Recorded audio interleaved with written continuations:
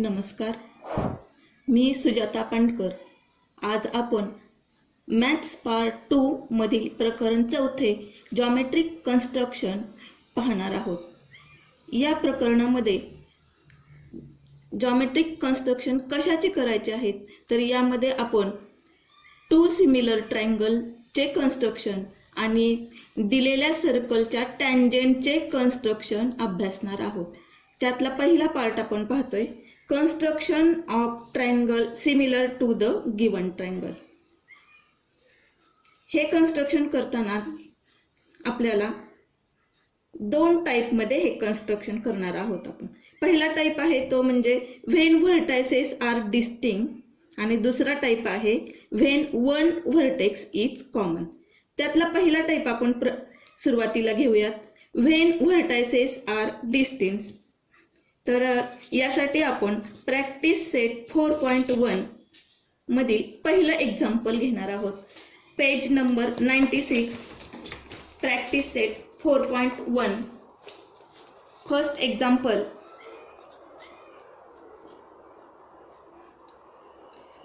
triangle ABC similar to triangle LMN. In triangle ABC, AB is equal to 5.5 centimeter, BC is equal to 6 centimeter, CA is equal to 4.5 centimeter. Construct triangle ABC and triangle LMN such that BC upon MN is equal to 5 upon 4.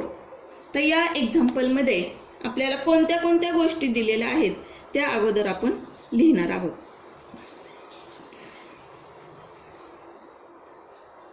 याच्यामध्ये आपल्याला दोन triangle similar आहेत हे सांगितलेले आहे. Triangle ABC similar to triangle LMN. In triangle ABC, AB is equal to 5.5 centimetre, BC is equal to 6 centimetre and CA is equal to 4.5 centimetre. म्हणजे आपल्याला एका ट्रायंगलचे साईड्सची लेंथ दिलेली आहे आणि त्याच्यावरून आपल्याला दुसरा सिमिलर ट्रायंगल LMN काढायचे. पहिला ट्रायंगल ABC पण काढायचे, दुसरा ट्रायंगल LMN पण काढायचे. आणि हे सिमिलर ट्रायंगल काढण्यासाठी आपल्याला त्यांनी रेशो दिलेला आहे. रेशो काय दिलेला आहे, BC upon MN is equal to 5 upon 4. तर ज्यावेळी आपण कन्स्ट्रक्शन करत असतो त्यावेळी आपल्याला रफ डायग्रॅम किंवा रफ फिगर काढणं आवश्यक असतं, नेसेसरी असतं. म्हणून मी प्रथम दोन ट्रायंगलचे रफ फिगर काढते. Triangle ABC and triangle LMN. तर मेजरमेंट आपण लिहूया. AB ची लेंथ किती दिलेली आहे, 5.5 सेंटीमीटर. 5.5 सेंटीमीटर. BC ची लेंथ किती दिलेली आहे, 6 सेंटीमीटर. CA ची लेंथ किती दिलेली आहे, CA म्हणजेच AC 4.5 सेंटीमीटर. दुसरा ट्रायंगल जो आहे LMN हा ABCचा सिमिलर ट्रायंगल आहे. याचे कोणतेच मेजरमेंट आपल्याला दिले नाहीत, परंतु ते मेजरमेंट काढण्यासाठी आपल्याला त्यांनी रेशो दिलेला आहे. रेशो काय दिलेला आहे, BC upon MN is equal to 5 upon 4. Rough diagram अशा प्रकारे काढायचे आहेत. आता आपल्याला MN आणि LN या साईड्स, दुसरा जो ट्रायंगल आहे या साईडच्या लेंथ आपल्याला काढायच्या आहेत. त्याच्यासाठी आपण प्रॉपर्टी वापरणार आहोत. कोणती property, when 2 triangles are similar then their corresponding sides are in proportional. काय आहे, ABC similar to triangle LMN. AB ची साईड कोणती करस्पॉन्डिंग साईड आहे, LM. Therefore AB upon LM is equal to BC ची corresponding side कोणती आहे, MN. Therefore BC upon MN is equal to AC ची corresponding side कोणती आहे, AC ची करस्पॉन्डिंग साईड आहे LN. Therefore AC upon LN. त्यांनी रेशो पण दिलेला आहे. हा रेशो किती दिलेला आहे, 5 अपॉन 4. याला मी फर्स्ट इक्वेशन म्हणते. तर युजिंग इक्वेशन नंबर 1 आणि ही property corresponding sides of similar triangles are in proportion. आपल्याला MN, LM आणि LN हे काढता येणार आहे. पहिल्यांदा आपण जो रेशो दिलेला आहे तोच घेऊया. रेशो दिलेला आहे BC upon MN is equal to 5/4. Therefore BC किती दिलेले आहे? BC आहे 6 upon MN is equal to 5/4. तर क्रॉस मल्टिप्लिकेशन करायचे. Cross multiplication 6 × 4 is equal to 5 × MN. Therefore MN is equal to 6 × 4/5. 6 × 4 किती आले? 24 अपॉन हे 5. भाग लावल्यानंतर भाग लावून पाहायचं आहे तुम्ही. आन्सर काय येते? आन्सर येते 4.8. Therefore 4.8 ही व्हॅल्यू कशाची मिळाली आपल्याला? 4.8 ही व्हॅल्यू आपल्याला MN ची मिळाली. MN is equal to 4.8. तसंच आपण आता LM काढणार आहोत. LM काढण्यासाठी आपण कोणता रेशो घेणार आहे? LM काढण्यासाठी आपण AB अपॉन LM हा रेशो घेणार आहे. हा रेशो पण काय असणार आहे? 5/4. AB ची व्हॅल्यू त्यांनी आपल्याला दिलेली आहे. AB ची value 5.5 upon LM is equal to 5/4. इथं पण क्रॉस मल्टिप्लिकेशन केलं. 5.5 × 4 is equal to 5 × LM. Therefore LM is equal to हे 5 इकडं डिवाइड झाले. LM is equal to 5.5 × 4/5. भाग लावला. भाग किती आला? 1.1. 1.1 × 4 इज इक्वल टू काय आले? 4.4. ही व्हॅल्यू कशाची मिळाली आपल्याला? LM ची. Therefore LM is equal to 4.4. Now we calculate the length of LN. Ratio कोणता घ्यायचा आहे? Ratio AC upon LM is equal to 5/4. इथं एक क्रॉस मल्टिप्लिकेशन करायचं आहे. AC ची व्हॅल्यू 4.5 ती लिहिली upon LN is equal to 5/4. Cross multiplication 4.5 × 4 is equal to 5 × LN. 5 × LN.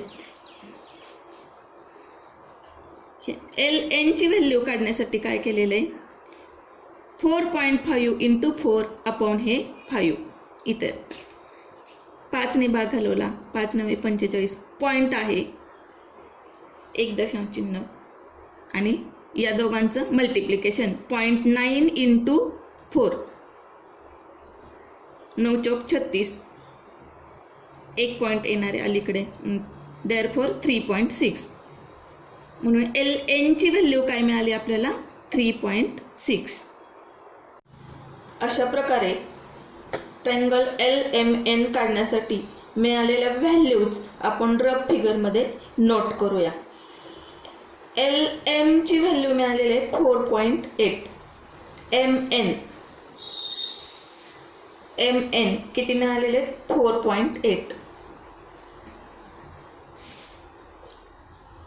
LM मिळालेले आहेत 4.4. LM मिळालेले 4.4 आणि तिसरी व्हॅल्यू LN ची मिळालेली आहे 3.6. LN 3.6. तर हे रफ फिगर पाहूनच आपल्याला फेअर फिगर म्हणजेच रिक्वायर्ड फिगर आपण काढणार आहोत. तर या रफ फिगर ज्या आपण काढल्या होत्या त्या मेजरमेंट न घेता काढल्या होत्या. फेअर फिगर आपण पट्टीच्या आणि कंपासच्या सहाय्याने मेजरमेंट घेऊन त्या काढणार आहोत. म्हणून आपण नाव द्यायचे फेअर फिगर. यालाच रिक्वायर्ड फिगर असंही म्हटलं जातं. म्हणून फेअर फिगर किंवा रिक्वायर्ड फिगर. पहिला आपण ट्रायंगल काढणार आहे तो म्हणजे ट्रायंगल ABC.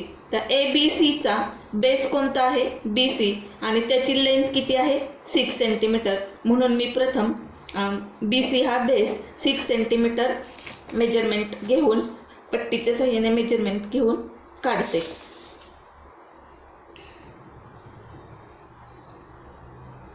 तर 0 आणि इथं आहे 6. हे 2 पॉईंट मी जोडले. याला नाव द्यायचे.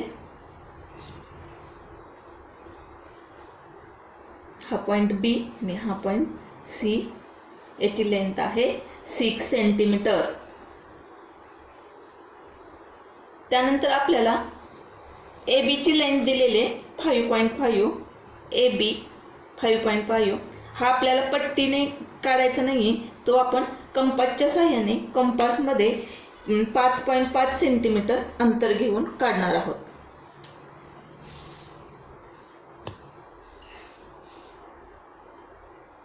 झिरो आणि इथं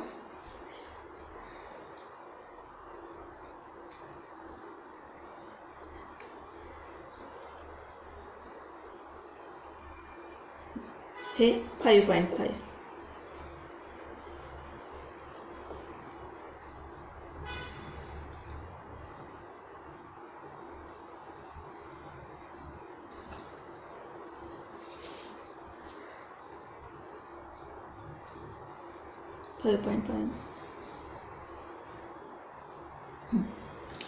कंपासमध्ये आपण किती अंतर घेतलेले, किती डिस्टन्स घेतलेले, 5.5. त्यामुळं मी कंपासचं एक टोक बी या पॉईंटवर ठेवते आणि आर्क काढते.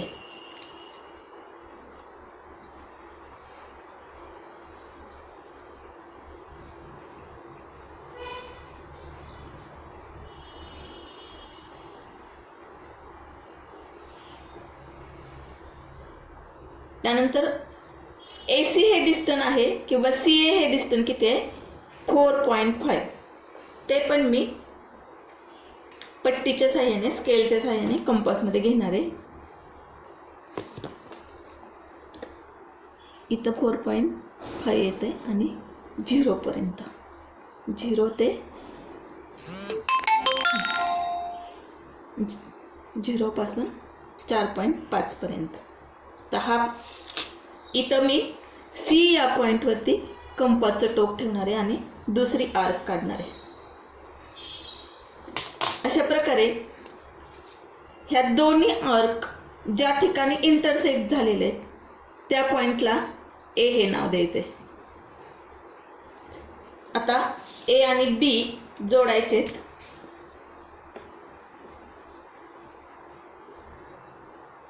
A आणि C जोडायचे. AC डिस्टन्स आपण घेतलं होतं 4.5 सेंटीमीटर.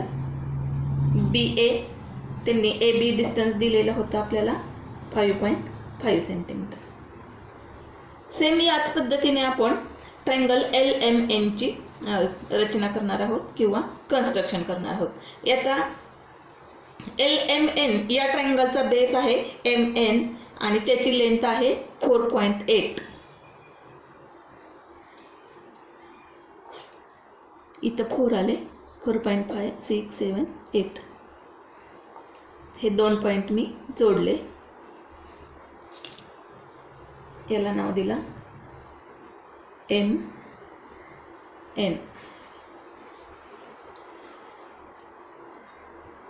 त्यानंतर LM ची लेंथ आहे 4.4.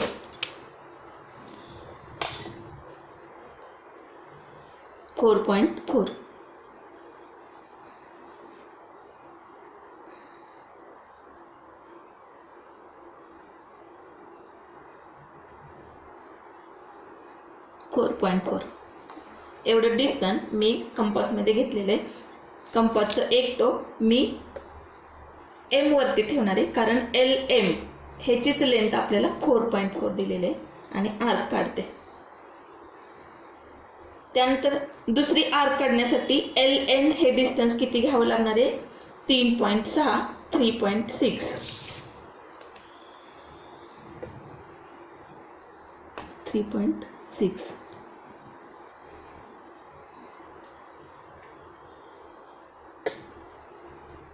थ्री 3.6 आणि 0 पर्यंत गेलं पाहिजे. 0 to 3.6.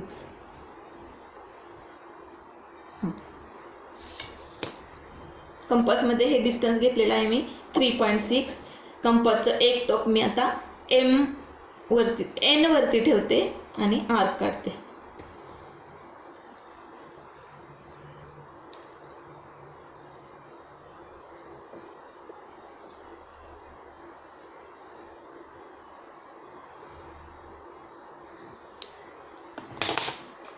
ह्या दोन्ही आर्कचा पॉइंट ऑफ इंटरसेक्शन जो मिळालेला आहे तो एल पॉइंट आहे.